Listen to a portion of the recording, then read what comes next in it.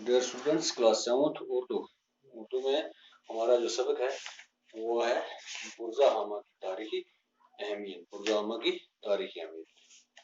तो इसको हम आगे बढ़ाते हैं। पुरज़ा-हमा के बाशिंदे शुरू में घड़े नुमा गारों में जिंदगी बसर करते थे। यानी कि पुरज़ा-हमा के जो बाशिंदे हैं शुरू में घड़े नुमा गारों में वो अपनी जिंदगी बसर करते थे, जहाँ जो गड्ढे तय हुए हैं वो 3 से 4 मीटर गहरे और 4 से 5 मीटर चौड़े। इन गढ़ों को नुकीले पत्थरों से खोदा गया है। ये गड्ढे जो बनाए गए हैं, जैसे आजकल हम लोहे के औजारों का इस्तेमाल करते हैं, लेकिन उस वक्त लोहे के औजार नहीं थे, वो नुकीले पत्थरों से खोदकर बनाते थे। कितना? 4 से 5 मीटर के लगभग गड्ढा खोदते थे। किसके साथ? पत्थर के साथ। इनके दहाने यानी कि उनके मुंह निस्बतन तंग है। क्या है? तंग है।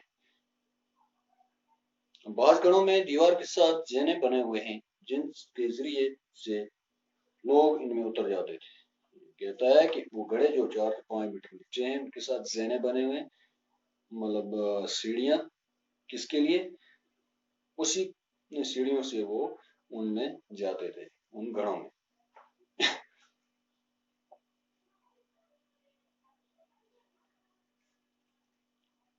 दहाने पर खंबे गाड़ने के निशान पाए जाते हैं। मुंह पर, गढ़ों के मुंह पर खंबे गाड़ने के निशान पाए जाते हैं। लगता है कि बर्फ और बारिश से बचने, क्या लगता है कि बर्फ और बारिश के मौसम से बचने और घरों को महफूज रखने के लिए उन पर छत बनाई जाती थी। क्या बनाई जाती थी?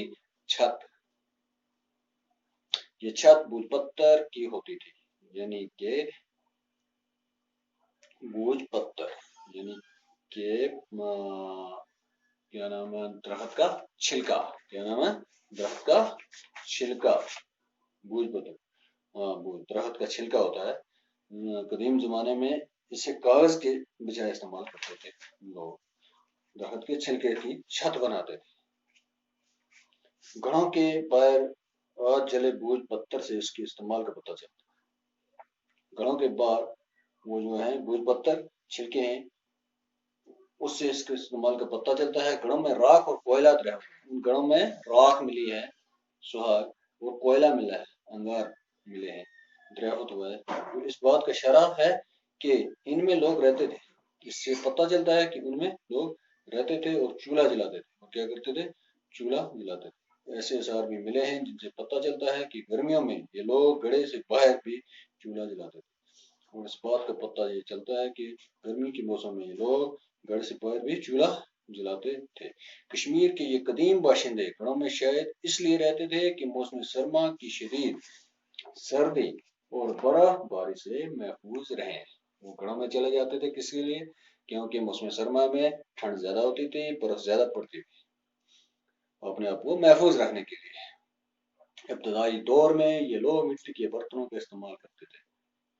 उस दौर में क्या करते हैं ये लोग? मिट्टी के बने हुए बर्तन इस्तेमाल करते थे। तो आज हमारा सबक यहीं तक है, कल हम इसको आगे बढ़ाएंगे।